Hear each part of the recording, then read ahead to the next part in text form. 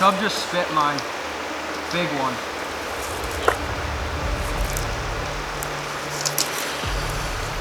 They do not want stuff above water though right now. I know yours might have hit that, but they are not. It was like in the film, basically.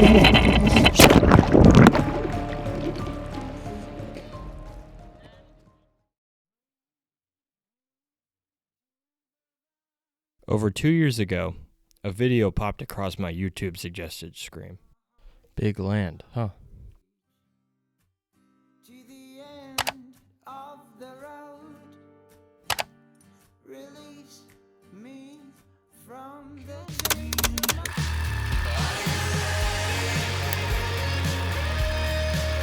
While I'd heard of Newfoundland before, this film presented the North Woods to me in a way I had never seen it before.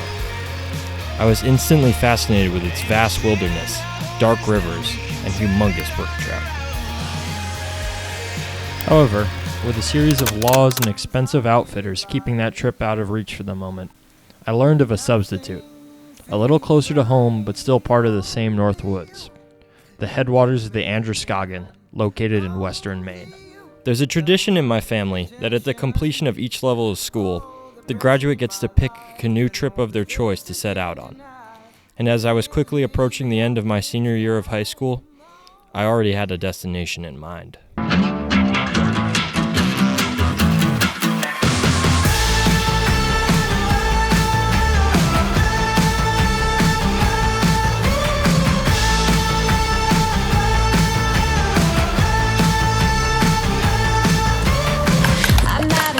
That fish was so big.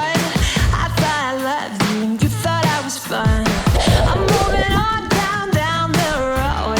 Watch me as I go, watch me as I go. Should I look both ways before you cross me, baby? 'Cause I don't break the voice. I'm moving on. Currently trapped by winds trying to cross the lake. I'm moving on.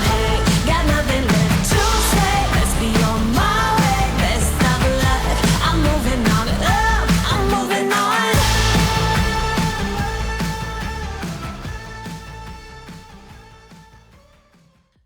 From scouring fishing reports, water conditions, campsites, and Google Maps, slowly but surely a plan began to form. When June hit, we loaded up the car and set out on our way into the north. But first, let's meet the most essential logistic of any trip: the crew. Revealing the truth. Jacob's new home. Perfect for Jake. A little shitbox. By now a frequent member of these trips, the first member was my brother Alex, here to make the craziest culinary creations you've ever seen or to entertain us with his wildly over-the-top sense of humor. There you go. You ask these questions a lot, and like, I don't think people should break the law. Master of logistics was my dad Tom, in charge of keeping everything on schedule and terrifying off any mosquitoes with the blood of their kin adorned across his forehead. This is what happens when you kill mosquitoes right here.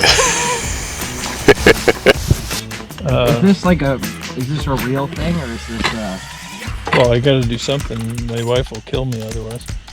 To round out our pair of canoes, we brought in my dad's friend Mike. He recounted stories to us of failed meals with his time advising the scouts, and provided the strongest coffee known to man. So you know why this is happening? You know why that's so hard to push down? So you put way too many grounds in. That could be part of it. You know, gotta miss the freedom and the simple. Gotta miss the freedom and it's the mic. And then there's me, along to provide flies and document the shenanigans, while trying not to be carried off to Canada by the mosquitoes. Look at all these mosquito bites. I have been ravaged.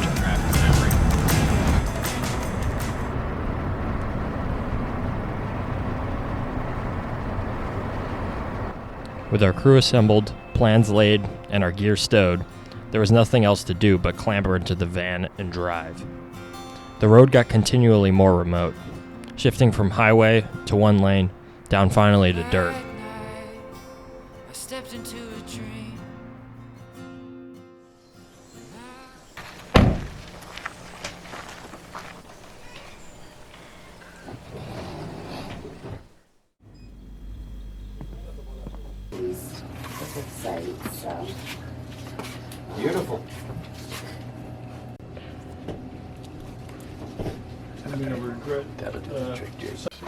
Once any last-minute provisions had been gathered, we scampered down to the water to push off our canoes as the locals quickly made our acquaintance.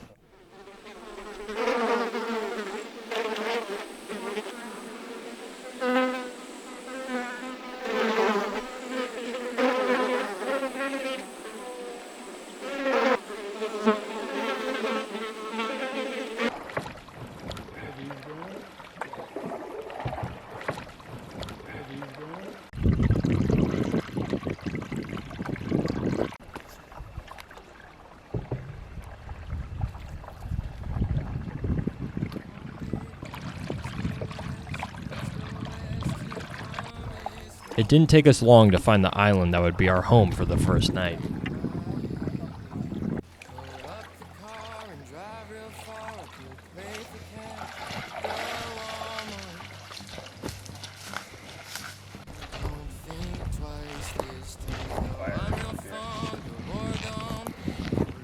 Dad, works for me.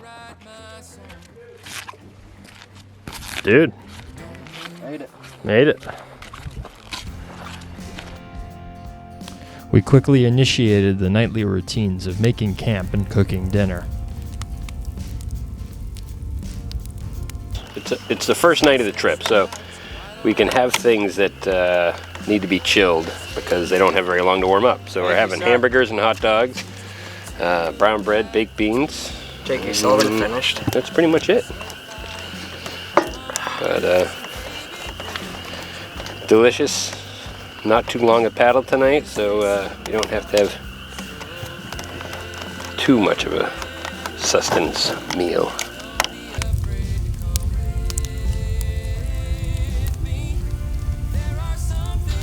All right, double-decker s'more.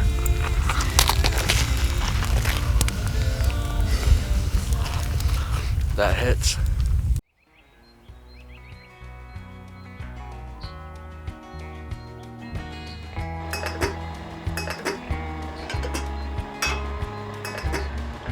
Waking the next day, we broke camp and packed and prepped for a long paddle to the top end of the lake. Right there in the pile. Right where they should have been.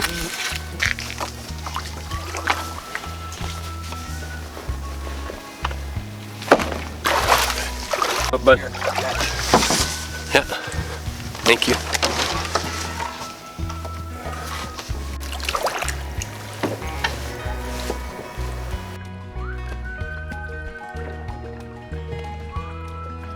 When conducting a sizable paddle, it's easy to get locked into the rhythm.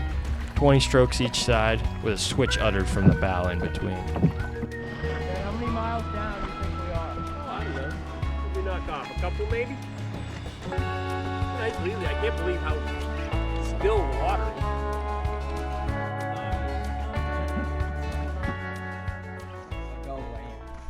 So we're about halfway up on our paddle, just stopped for a quick little snack break.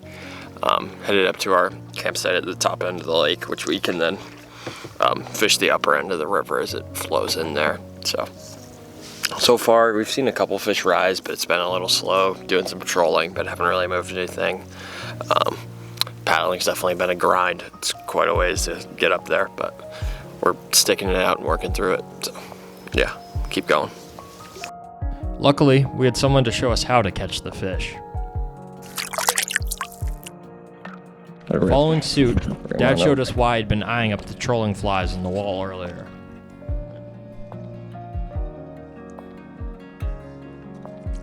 It does look like a... No, maybe it's the same. Yeah. Nice guy. Woo! Not tiny. It's bigger than the ones we caught up home.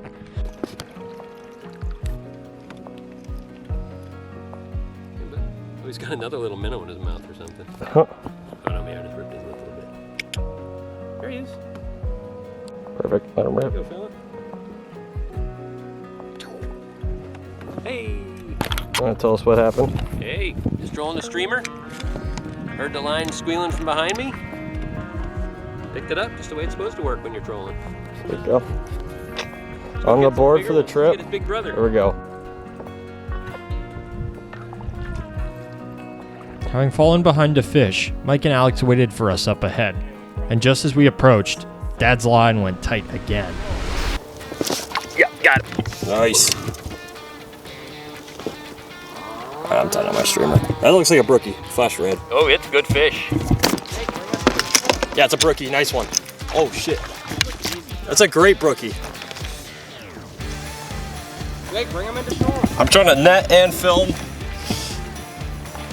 Hand him a net. I got the net. It's a sweet fish. Holy shit. It's like 16 inches. Alright, I guess we figured out what we're doing wrong. We're not that. I've been doing that. Look at that one. Oh my gosh. Look at that freaking thing. Hi, hi, hi. Rod tip of eye. Juke me. Jake, you are bad at netting. Well, I can't. He hasn't gotten in close enough yet. Let's go! Woohoo! Used to the average 6-inch Vermont brook trout, this relative giant was a welcome sign of the caliber of fish we might find. I'm off for us. Good. Whoa, whoa, whoa, whoa, whoa. There he goes. I'm gonna lose him. There he goes. That's all right. See you, buddy. Woo! Give me some. Yes. That's what we're here for. Nice one. Yeah, some of that. So that one was funny. So we were coming into shore because these guys had stopped for let us catch up, I guess. And I was reeling in, and the line was probably only 15 feet behind the boat when my rod tip bounced, and I looked back and there was a big swirl, and he had missed it, so I just twitched it a couple more times, and then he hammered it, and it was, you know, nice fight, but only 15 feet from the boat. Fired up by the fish, we pushed on the rest of the way to the camp.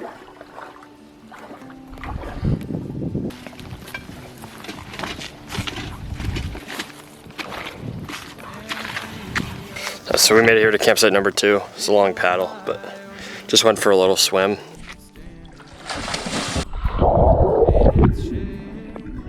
I mean, this campsite's gorgeous. Got lawn chairs, a deck to put the tent up on, picnic table, wood already, sweet.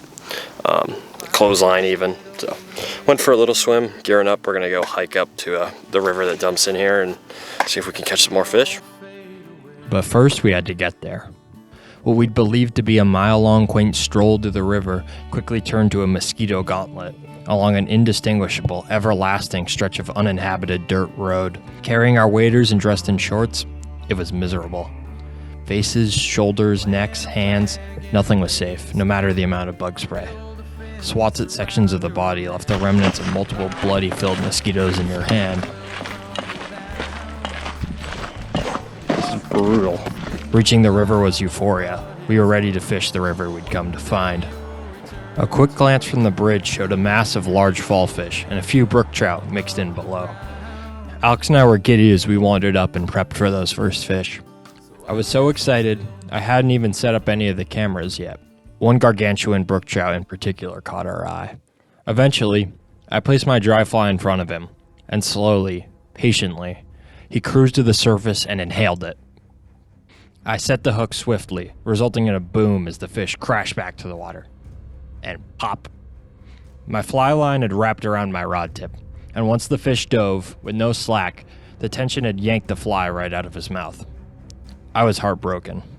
That fish was so big. Oh my god, how did I lose that? Yet, there was still hope. Realizing what I just missed on film, I set the camera up and went back to where he'd just been.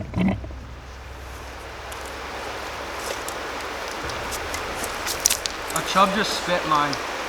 Big one.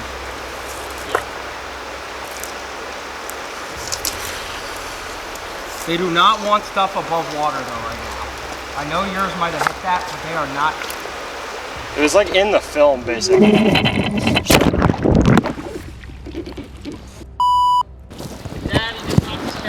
He saw. My camera quickly fogged, and the day fell apart.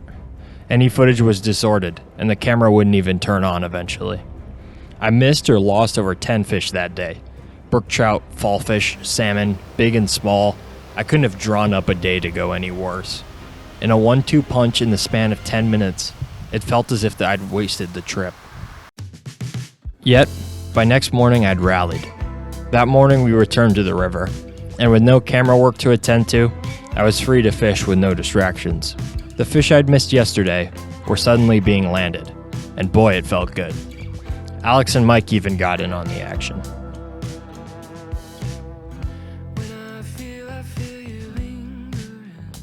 Afterwards, we repacked camp and traversed back down the lake, dodging thunderstorms as we went.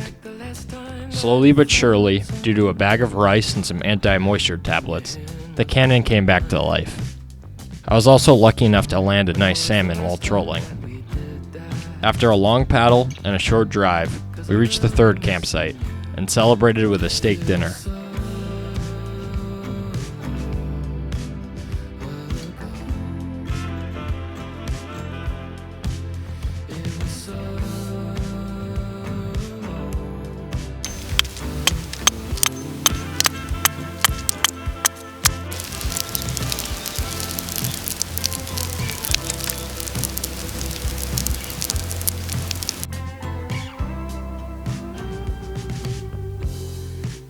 Tonight we actually have steaks for a little special post-paddle prize.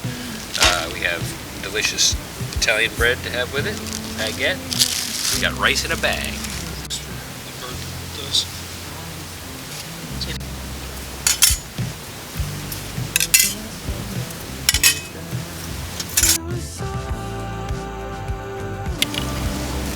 Alex's barbecue sauce if you want it. Salt and pepper for anyone else.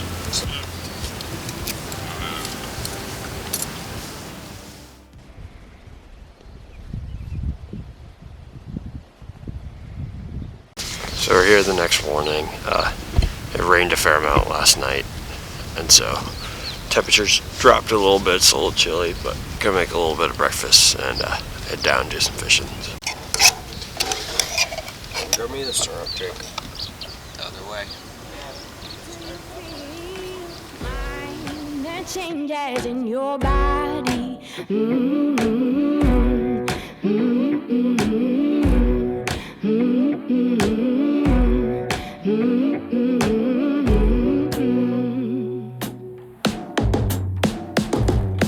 Taking, everyone's grabbing, all the women are howling,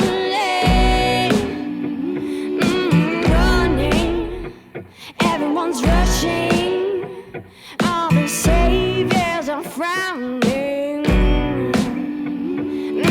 Hold your horses, it's too cold to read, face expressions that mean nothing. Dip your sadness in this bowl till you feel minor changes in your body.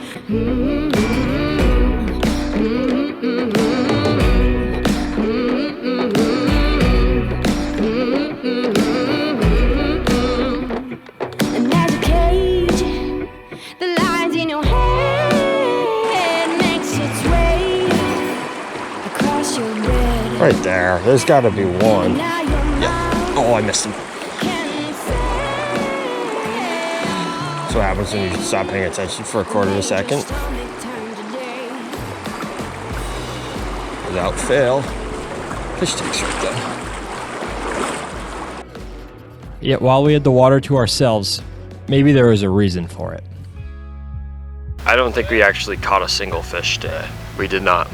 But so we're back, regrouping, eating some bacon and eggs for kind of breakfast for lunch, a little brunch. Maybe we're gonna head back out this afternoon and see if we can change our luck up.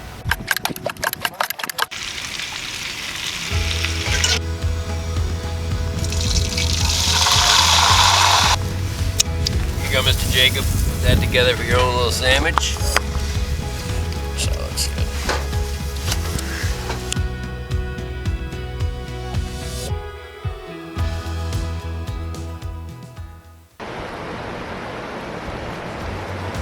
Back at the river, Alex quickly got things started with a nice fish.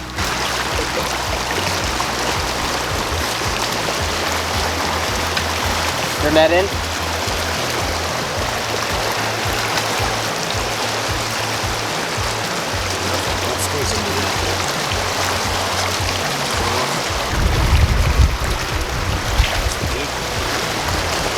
That was terrible.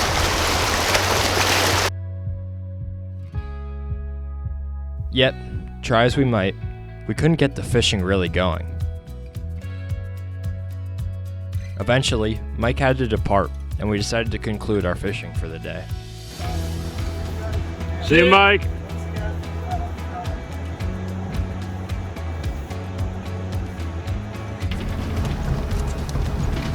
The speeder's out. With Mike departing, it was time to bring in our ringer, Ben.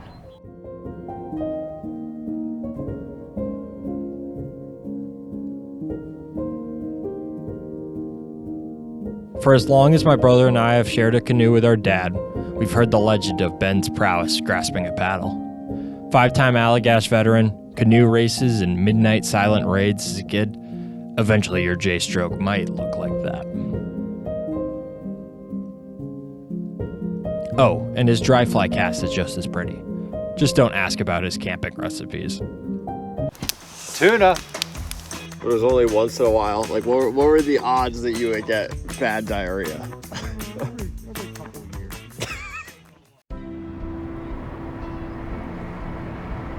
On our drive back to camp, we were offered a glimpse at the most renowned species of the Maine woods.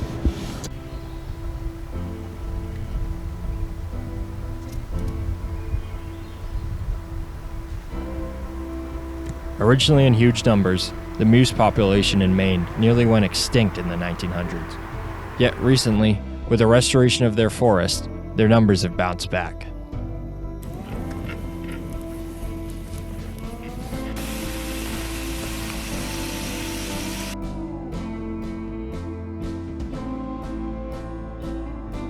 Grill master.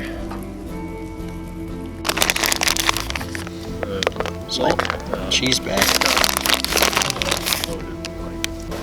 I can't right now. I can only do one thing at a time.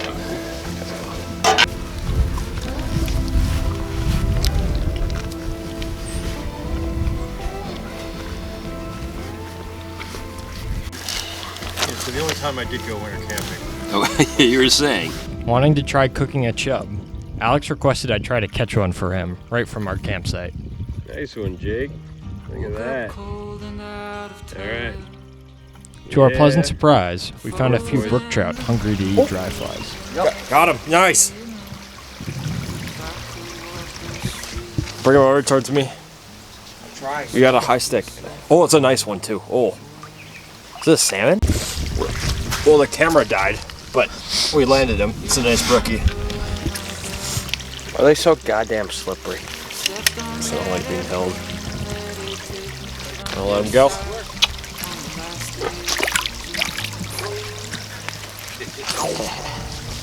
Hell yeah, man. I call Maine with Ben because he's the ace paddler. I'm gonna get the light canoe and we're gonna be so fun. No, Dad, I want to be in the back a little today so I can get my practice tomorrow. So I can get my practice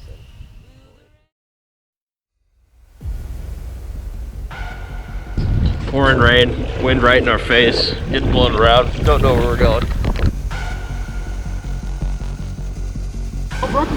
It's a brookie? Yeah. Nice fish. Yep. Skim. Have to ration out all the food. Currently trapped by winds trying to cross the lake. Look at this brook trout right here.